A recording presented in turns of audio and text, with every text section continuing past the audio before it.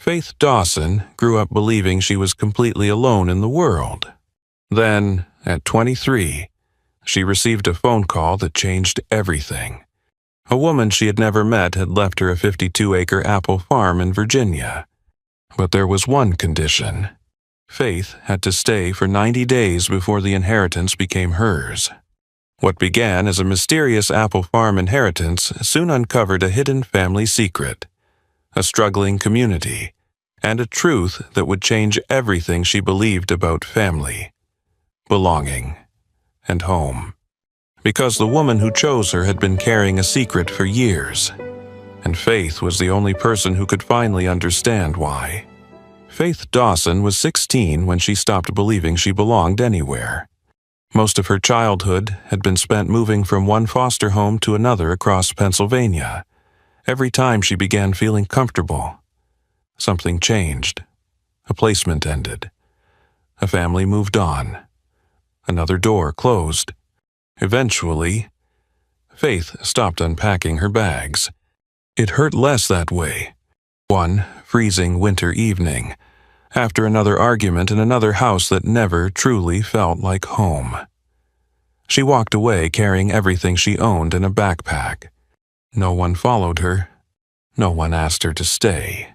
For months, she survived wherever she could, bus stations, church shelters, and sometimes beneath an old steel bridge overlooking the river. Life was hard, but somehow Faith never lost her kindness. One evening, after finishing a long shift washing dishes, she bought herself a single apple from a roadside stand. It was supposed to be breakfast the next morning. On her way back, she noticed an elderly homeless woman sitting alone in the cold.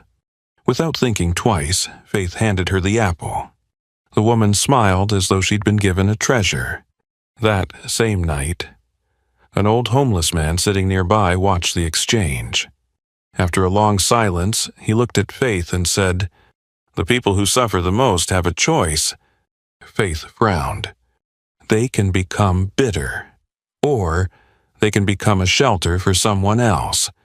At 16, she didn't understand what he meant. Years later, she would. By 23, Faith was working double shifts at a small diner outside Harrisburg. She rented a tiny room above a laundromat and spent most of her days trying to stay one step ahead of poverty.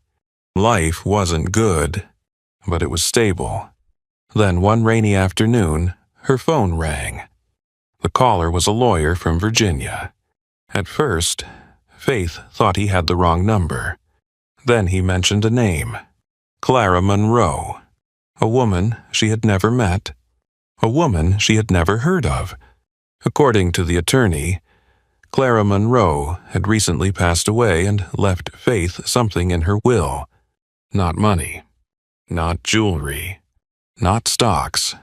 An apple farm. 52 acres of orchards spread across the rolling hills of Virginia. Faith stood frozen. Nothing about it made sense. Why would a stranger leave her an entire farm?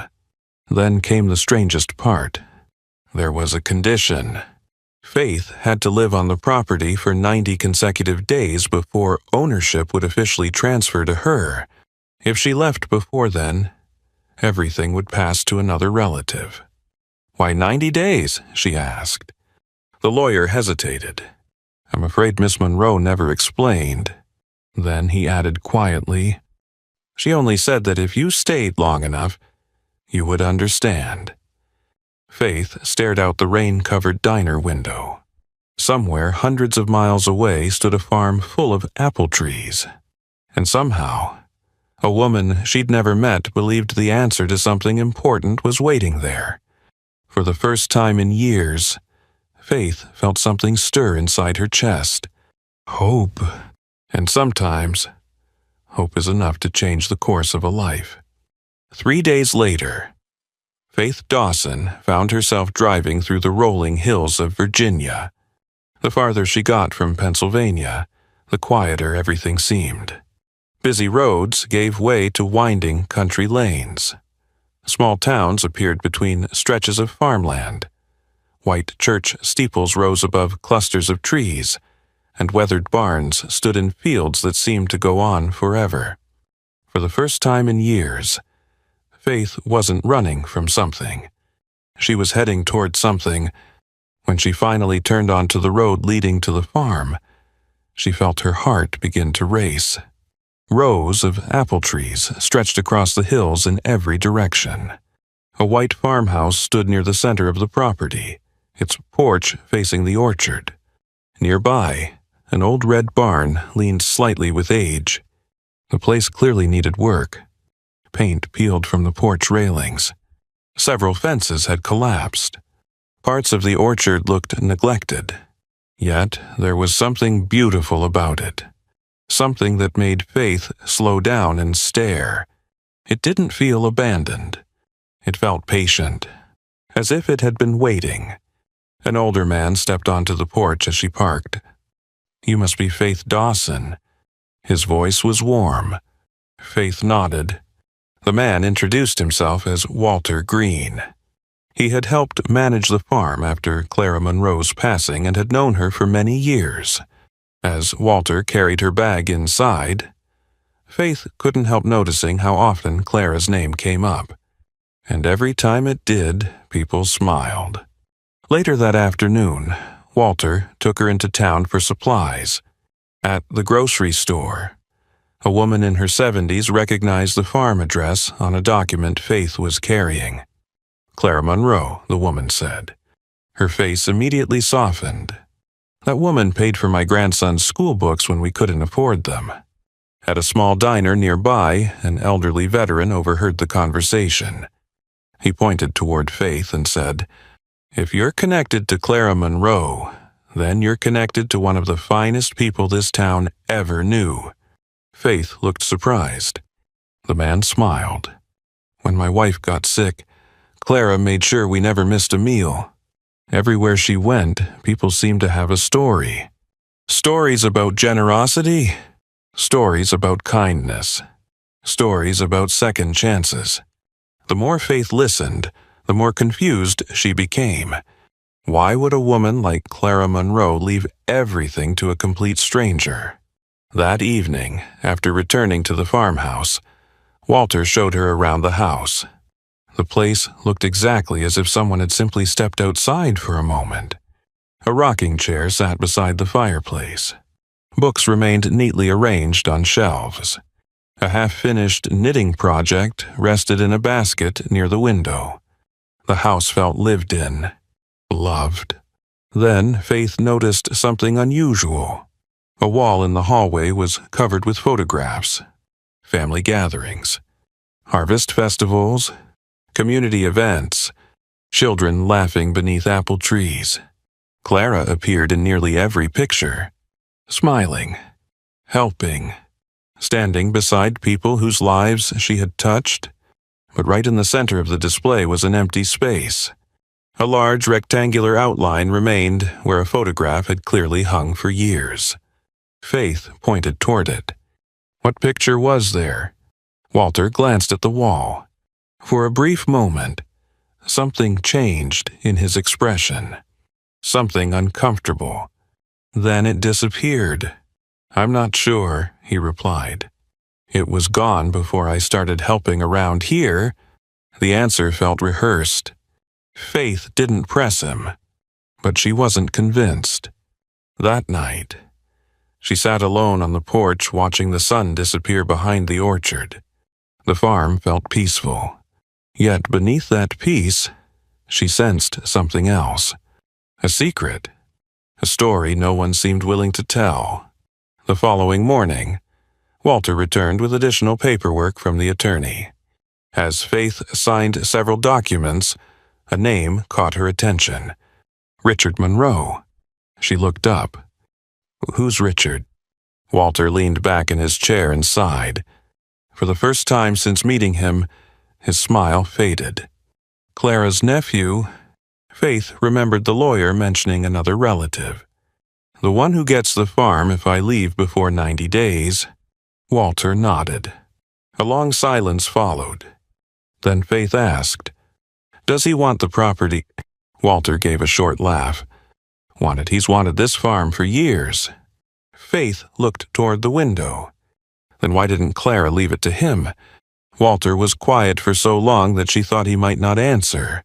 Finally, he said, "That's a question only Clara could answer." That evening, Faith decided to explore the orchard alone. The setting sun bathed the hills in golden light. The rows of apple trees seemed endless. As she wandered deeper into the property, she came upon a tree unlike any of the others. It was enormous. Its trunk was thick and twisted with age. It had probably been standing there longer than anyone living in town. Attached to one of its lower branches was a small wooden plaque. The lettering had faded over time, but she could still read it. Some things reveal themselves only to those willing to stay. Faith stared at the words. The same questions returned. Why 90 days? Why had Clara chosen her? And what exactly was she supposed to discover? Suddenly, the sound of an engine broke the silence. Faith turned toward the road. A black pickup truck sat near the entrance to the property. A man was behind the wheel, watching. Not the farm. Her. Even from a distance. Something about the way he stared made her uneasy. After several moments, the truck slowly pulled away. The next morning, Faith mentioned it to Walter. His face tightened immediately. "You saw him." Faith nodded. "Who was it?" Walter looked toward the orchard before answering. "Richard Monroe." A silence settled between them. Then Walter quietly added, "He thought this farm was going to be his." And for the first time since arriving in Virginia, Faith realized something. She wasn't the only one counting down those 90 days. The days that followed settled into a quiet routine. Each morning, Faith woke before sunrise and stepped onto the farmhouse porch with a cup of coffee in her hands. The orchard was beautiful at that hour. Mist drifted between the rows of apple trees. Birds sang from the distant woods, and, for a few brief moments, the farm felt untouched by the worries waiting beyond its fences. But the longer Faith stayed, the more she realized the farm wasn't really about the trees. It was about the people. One afternoon, Walter invited her to a small gathering at the town community center. "It's nothing fancy," he said. "Just a few folks getting together." Faith wasn't particularly interested. She had spent most of her life keeping people at a distance. Getting attached usually led to disappointment. Still, she agreed to go. The building was modest. Old wooden floors, folding chairs, a coffee pot that looked older than she was. As soon as she walked through the door, conversation seemed to stop. Several people turned toward her, not with suspicion, not with judgment, with curiosity. Then an elderly woman slowly approached. She introduced herself as Martha Reynolds. "I've wanted to meet you," she said. Faith smiled politely. Really?" The woman's eyes filled with emotion. "Clara talked about you for years." Faith froze. The room suddenly felt very quiet. "What do you mean?" Martha hesitated, then shook her head. "Maybe that's not my story to tell." Before Faith could ask another question, someone called Martha away. But the words stayed with her. "Clara talked about you for years." How was that possible? Clara had never met her. At least, that's what everyone kept saying. Over the next few days, similar moments kept happening. An elderly mechanic refused to charge her for repairing a gate. A retired schoolteacher brought over homemade pies. A local farmer delivered hay for the barn and wouldn't accept payment. Each time Faith tried to thank them, she heard the same response. "Clara helped me once." Or, "Clara was there when nobody else was." Or, "I'm only returning a kindness." Faith began hearing Clara's name everywhere. It was as if pieces of her still lived throughout the town. One afternoon, Walter took Faith to visit a small building on the edge of town. The sign above the entrance read, Ashford Family Resource Center. Inside were a handful of volunteers helping children with homework. Others were preparing meals for elderly residents who lived alone. Faith watched quietly. "This place is incredible," she said. Walter nodded. "Clara started it nearly 20 years ago." Faith looked around. "You mean she donated money?" Walter smiled. "Money, time, food, supplies." He paused. "Whatever people needed." A volunteer walked past carrying boxes of groceries. Walter's expression grew serious. "Things have been harder since she passed." Faith noticed the concern in his voice. "What do you mean?" "The center depended on Clara more than most people realized." He glanced away. "Without her support, they may have to close before winter." Faith felt a heaviness settle in her chest. For a moment she thought about her own childhood. The shelters, the church basements, the strangers who had shown her small acts of kindness when she needed them most.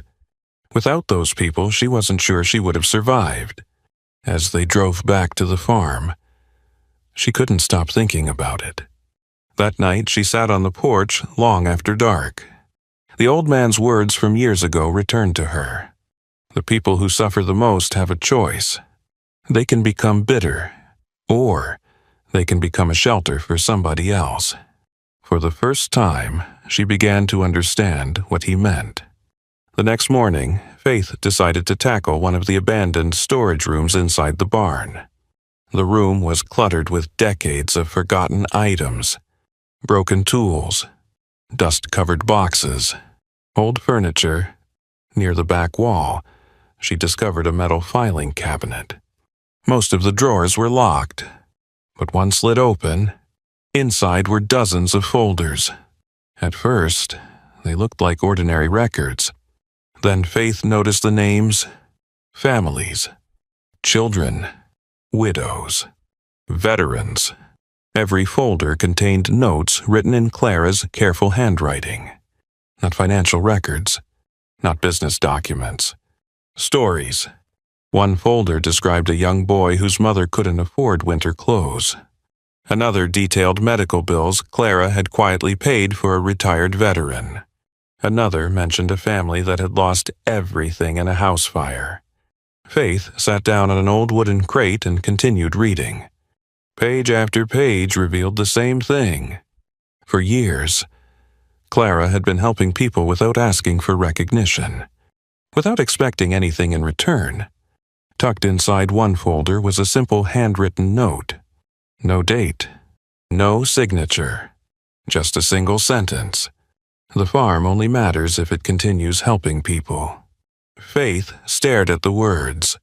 Something about them felt important, as though Clara had written them for someone specific, for someone she hoped would eventually find them. Just then, she heard the sound of tires crunching across the gravel driveway. She stepped outside. A black pickup truck had pulled up in front of the farmhouse. Richard Monroe climbed out. For the first time, Faith was standing face to face with the man who expected to inherit everything if she failed. Richard glanced toward the orchard, then toward the farmhouse. Finally, his eyes settled on Faith. He offered a thin smile, one that never reached his eyes. "Enjoying the farm?" he asked. Faith didn't answer immediately. Something told her this wasn't a friendly visit. And deep down, she had a feeling Richard hadn't come to welcome her. He had come to see how close she was to giving up. Richard Monroe was not what Faith had expected. For some reason, she had imagined someone loud, aggressive, the kind of man who announced his intentions the moment he entered a room. Instead, Richard was calm, well-dressed, polite, the kind of person who smiled often, perhaps a little too often. He stepped out of the truck and slowly looked around the property, the orchard, the barn, the farmhouse. His eyes lingered on each one as though he were inspecting something he already owned. Then he looked at Faith. You've settled in faster than I expected. Faith folded her arms. I'm trying. Richard nodded. That's good. His smile remained, but there was no warmth behind it. For several seconds, neither spoke. Finally, Richard glanced toward the farmhouse. Clara loved this place. Faith noticed he said the words carefully, as though he had repeated them many times before. You were close to her. Richard laughed softly. I was family. Something about the way he answered made Faith uneasy. Not because of what he said, because of what he didn't. There was no sadness in his voice, no grief, no affection, only ownership. After a moment, he reached into his coat pocket and handed her a business card. Faith looked down. A real estate development company. Richard noticed her expression. They've made a very generous offer. Faith looked up. For the farm? He nodded. You could sell. His tone was casual, almost friendly. As soon as the 90 days are over. Faith stared at him. I just got here. Exactly. Richard smiled again.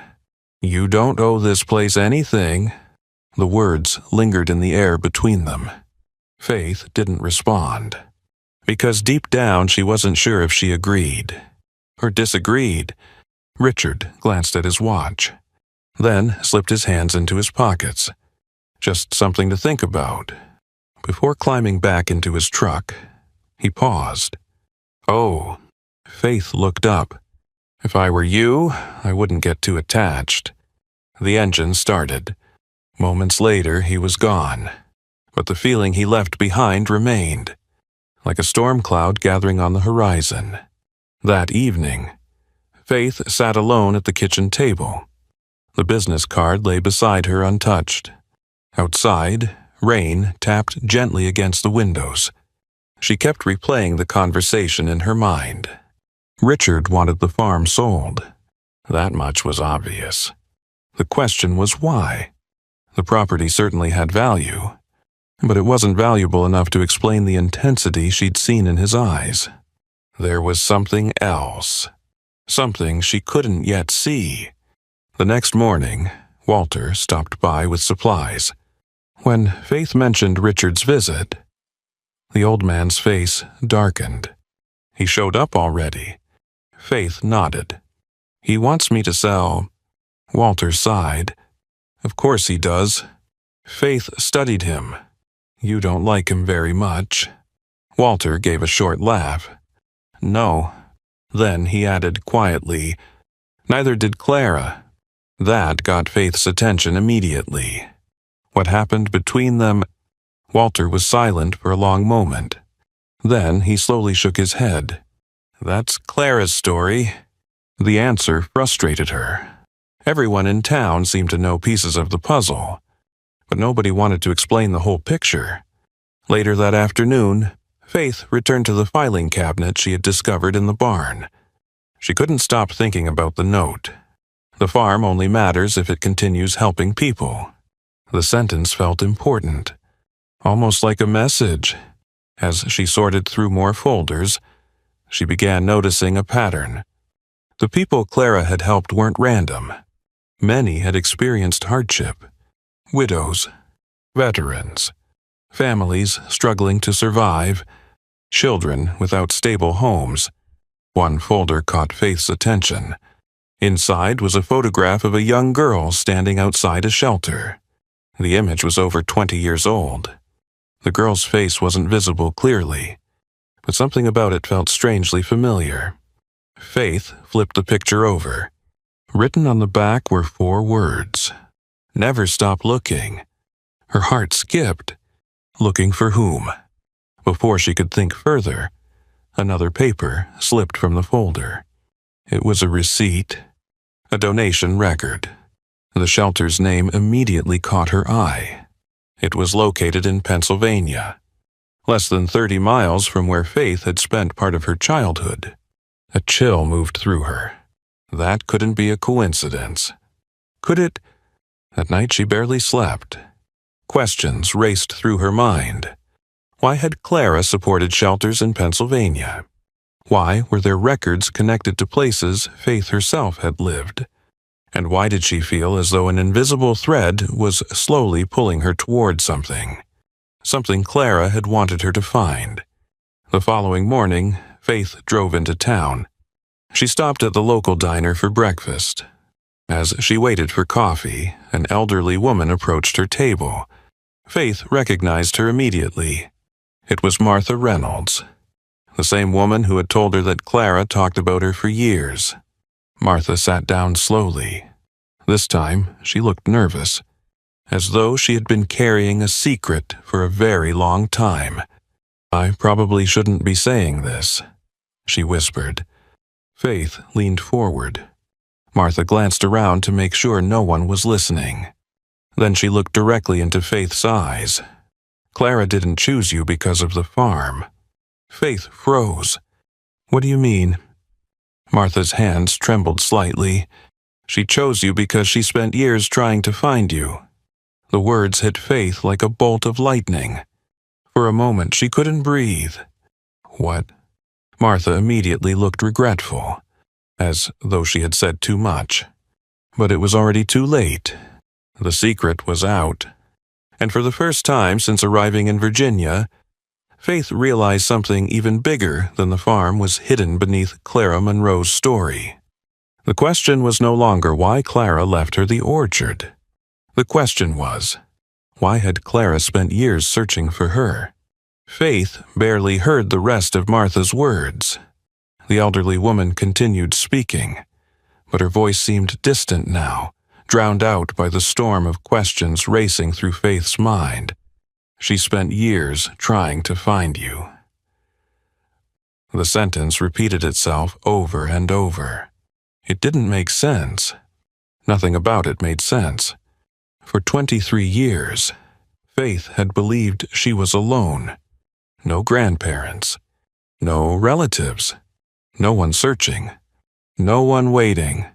And yet Martha had spoken with the certainty of someone telling the truth.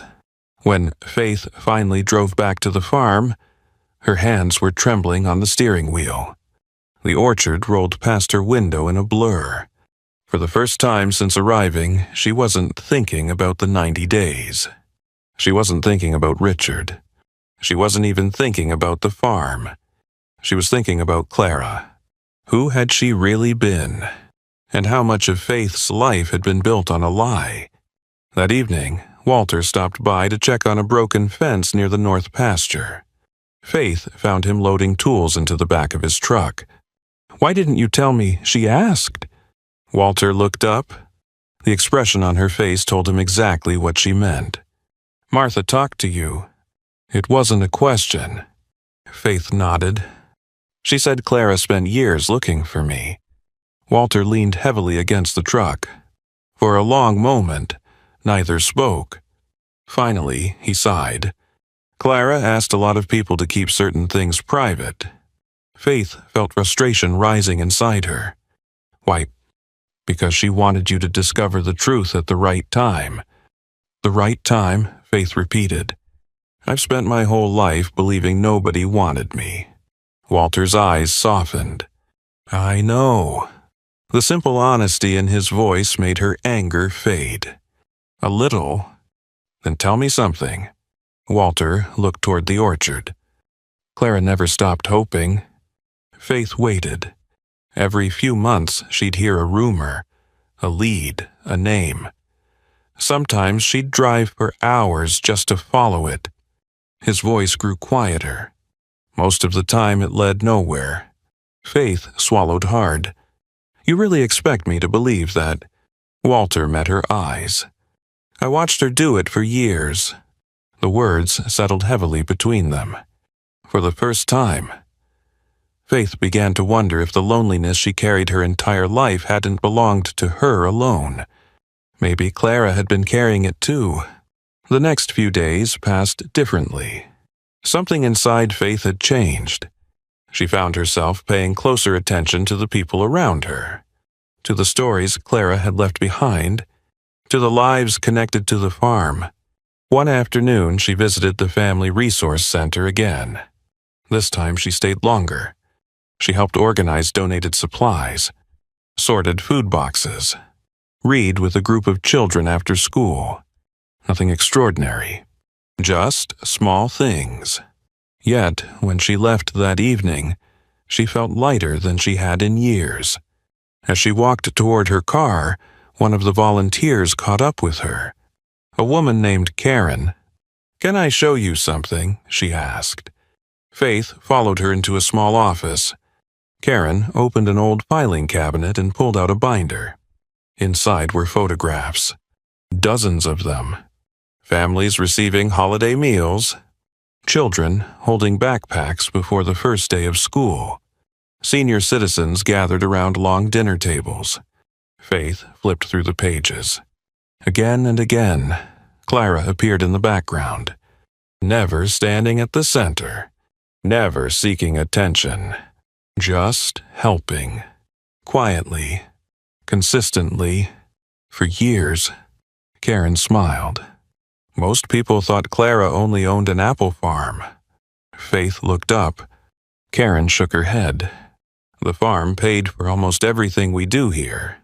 Faith stared at the photographs.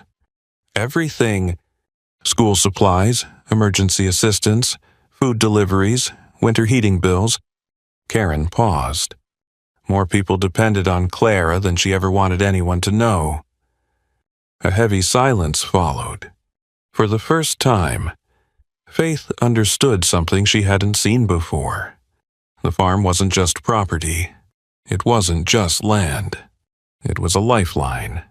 That realization stayed with her, especially later that week when she attended a town meeting. The room was packed. Farmers, retirees, teachers, small business owners, people Clara had known for decades. The discussion quickly turned toward funding shortages. Programs were being reduced. Services were disappearing. Several families needed help. The resource center needed support, and winter was only a few months away. As Faith listened, a knot formed in her stomach, because for the first time she understood what Richard's plans really meant. If the farm was sold to developers, the orchard wouldn't be the only thing lost. Everything Clara had built would disappear with it. The people who depended on it would be left behind, just like Faith once had been. That night, she walked alone through the orchard. The air smelled of apples and freshly cut grass. The moon hung low above the hills. She eventually found herself standing beneath the ancient tree again, the one with the plaque. Some things reveal themselves only to those willing to stay. The words felt different now. When she first arrived, she'd assumed the 90 days were about inheritance. A test, a condition, a legal requirement. Now she wasn't so sure. Maybe Clara hadn't been trying to protect the farm. Maybe she'd been trying to protect something much bigger. A mission, a responsibility, a community. Faith looked across the moonlit orchard. For years, she had searched for a place where she belonged. A place that felt like home.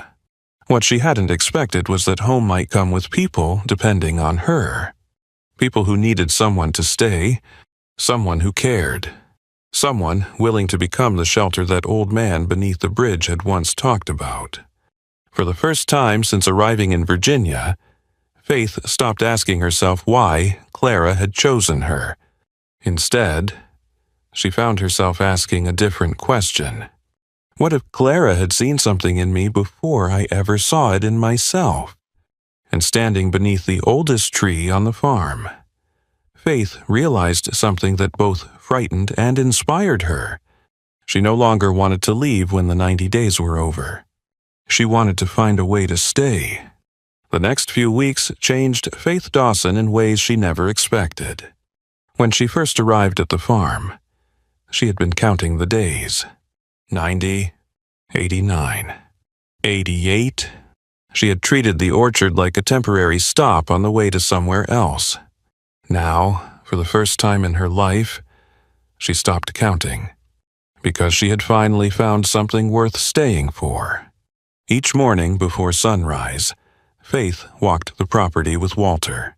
There was always something that needed attention. Broken fences, overgrown paths, barn doors hanging crooked on rusted hinges. Years of neglect couldn't be fixed overnight. But little by little, progress began to show. One repaired gate, one cleaned storage room, one restored section of orchard at a time. The work was exhausting, yet Faith found herself looking forward to it. There was something deeply satisfying about caring for a place that mattered. Something healing. As if every board she replaced and every tree she pruned was also repairing a small piece of herself. Word slowly spread through town. People began noticing the changes. At first, it was just Walter. Then a retired mechanic named Frank volunteered to repair an old tractor. A local carpenter offered to rebuild part of the porch. 2 high school students showed up on a Saturday asking if they could help clean the orchard. Faith was stunned. "Why are you all doing this?" she asked. Frank laughed. "Because Clara would have done the same for us." The answer stayed with her.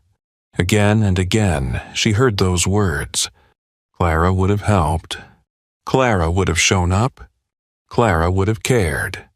It was becoming increasingly clear that the farm's greatest legacy wasn't the land. It was the kindness people had learned from the woman who owned it. One Saturday afternoon, Faith decided to revive something the town had nearly forgotten: the annual Apple Harvest Festival. Years ago, it had been one of Ashford's most beloved traditions. Families gathered at the farm. Children played between the trees. Neighbors shared food and stories. But after Clara's health declined, the festival slowly disappeared. Faith announced her idea during a community meeting. The room immediately filled with excitement. "You really want to bring it back?" someone asked. Faith smiled. "I think Clara would..." Within days, volunteers began signing up. Local businesses donated supplies. Church groups offered to help. Even the children at the resource center wanted to participate. For the first time in years, the town seemed united around something hopeful. And for the first time in her life, Faith found herself at the center of it. Not everyone was pleased. One afternoon, Richard Monroe arrived unexpectedly. He watched as volunteers repaired fences near the orchard. Children laughed nearby while carrying baskets of apples. The sight clearly irritated him. Richard approached Faith as she worked beside Walter. "I see you've made yourself comfortable." Faith set down her tools. His smile was still there, but it felt colder now. "This place needed help," she replied. Richard glanced around. "This place needs investment." His eyes moved toward the hills beyond the orchard. "Developers are still interested." Faith folded her arms. "I'm not." The smile disappeared, only for a moment. But she noticed. "You should think carefully before turning down opportunities." Faith met his gaze. "And you should think carefully before assuming the farm is for sale." For several seconds, neither looked away. Finally, Richard climbed back into his truck. But before leaving, he delivered a warning. "You're getting attached to something you don't fully understand." Then he drove away, leaving behind more questions than answers. A few days later, Faith discovered something unexpected. While organizing old records in the farmhouse office, she found a locked drawer hidden behind a cabinet. Inside were dozens of financial documents. Some belonged to the farm. Others related to Clara's charitable work. As she sorted through them, one name appeared repeatedly: Richard Monroe. At first, nothing seemed unusual. Then she noticed inconsistencies: missing payments, withdrawals, large transfers that didn't make sense. The deeper she looked, the more troubled she became. She wasn't an accountant. but even she could tell something wasn't right. For the first time, she began wondering whether Richard's interest in the farm had anything to do with family at all. That evening, Faith sat alone on the porch. The orchard glowed beneath the setting sun. In the distance, volunteers were still working. Children from town were helping decorate signs for the upcoming festival. Someone was laughing near the barn. Someone else was playing music. The farm felt alive. More alive than it had probably felt in years. Faith thought back to the frightened 16-year-old girl beneath the bridge. The girl who believed she belonged nowhere. The girl who expected nothing from anyone. If that version of herself could see her now, she wouldn't believe it. Not the farm. Not the friends. Not the community. And certainly not the responsibility. Yet somehow, all of it had become real. Faith finally understood what Clara had spent her life building. It was never just an orchard. It was never just a business. It was a place where people found help when they had nowhere else to turn. A place where strangers became neighbors. Where kindness multiplied. Where second chances were possible. The same kind of second chance Faith herself had been given. As darkness settled across the hills, she looked toward the ancient apple tree standing at the center of the property. For the first time, she felt something stronger than curiosity. Stronger than gratitude. Purpose. And deep in her heart, Faith knew something else. The 90 days were no longer about earning the farm. They were about becoming the person Clara had believed she could be. Little did she know, the answers she had been searching for were closer than ever. And so was the truth Richard had spent years trying to keep hidden. The morning of the Apple Harvest Festival arrived beneath a sky so clear it seemed painted. For the first time in years, cars lined both sides of the road leading to the orchard.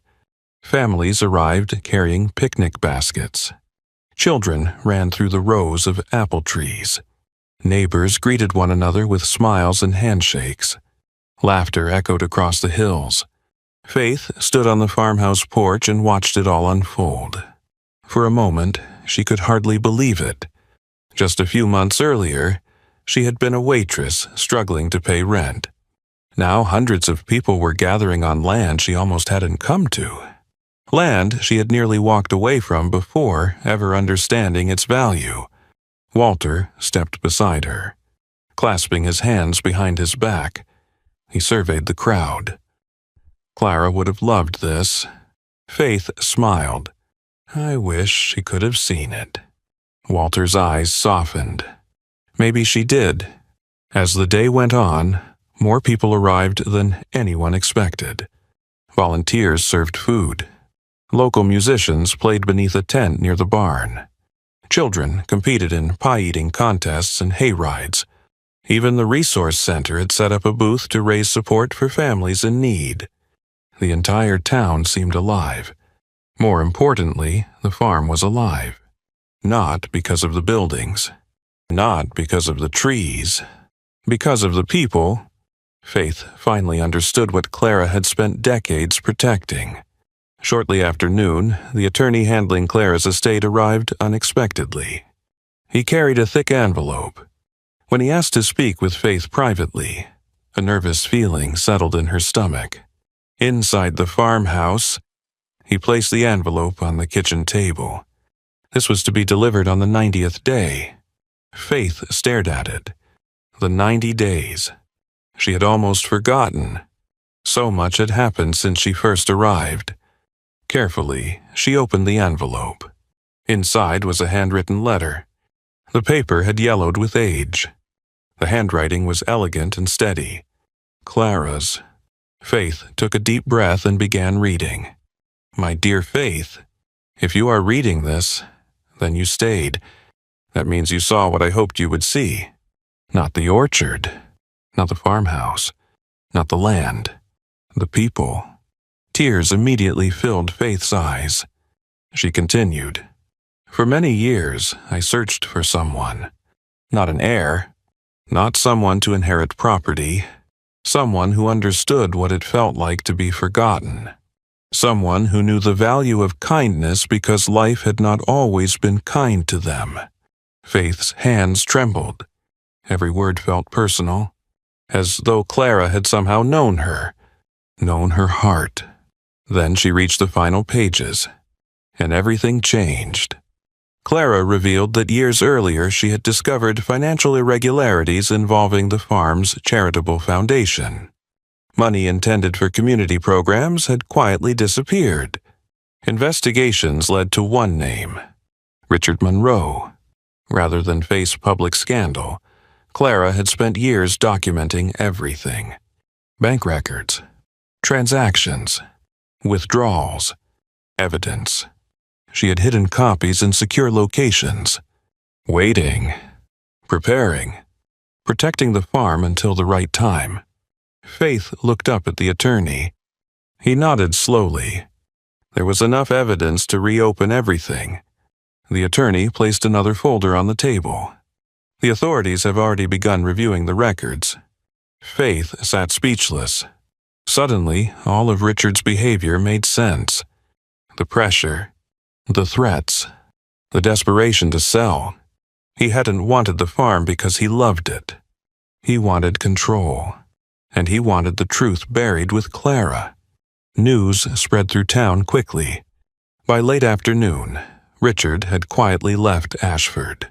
No dramatic confrontation. No shouting. No courtroom speech. Just the slow collapse of a carefully guarded lie.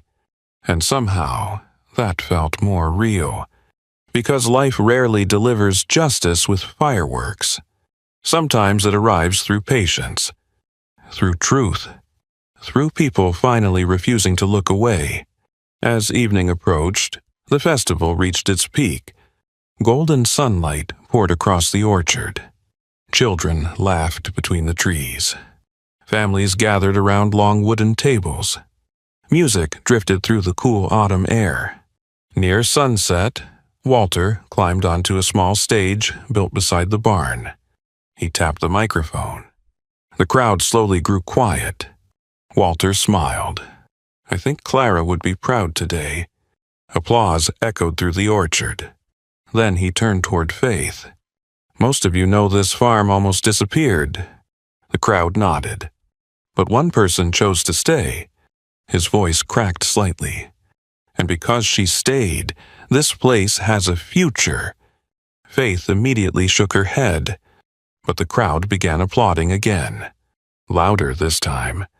Many of the people standing there had been helped by Clara. Now they were looking at Faith the same way they once looked at her. With gratitude. With hope. With trust. Faith stepped forward reluctantly. For a moment, she couldn't find the words. Looking across the crowd, she saw faces from every chapter of the last 90 days. The children from the resource center, the retired veteran, the volunteers, the families. Walter, people who had become something she never expected. A family, not because they shared blood, because they had chosen one another. Faith took a breath. Then she spoke. When I came here, I thought I was inheriting a farm. The crowd listened quietly. But Clara left me something much greater. She glanced across the orchard. She left me a purpose. Many people wiped away tears, including Faith herself, as darkness settled over the hills and lanterns illuminated the festival grounds. Faith slipped away from the crowd for a few minutes. She walked alone to the ancient apple tree standing near the center of the orchard. The same tree where she had first read Clara's message. The same tree that had witnessed generations come and go. Faith rested a hand against its rough bark. And for the first time in her life, she no longer felt abandoned. She no longer felt lost. She no longer felt like a girl searching for a place to belong. Because she had found it. Not in a house. Not in an inheritance. Not even in the orchard itself. She had found it in the lives connected to it. In the people who showed up for one another. in the kindness that Clara Monroe had planted long before Faith ever arrived. The old man beneath the bridge had been right all those years ago. The people who suffer the most do have a choice. They can become bitter, or they can become a shelter for someone else.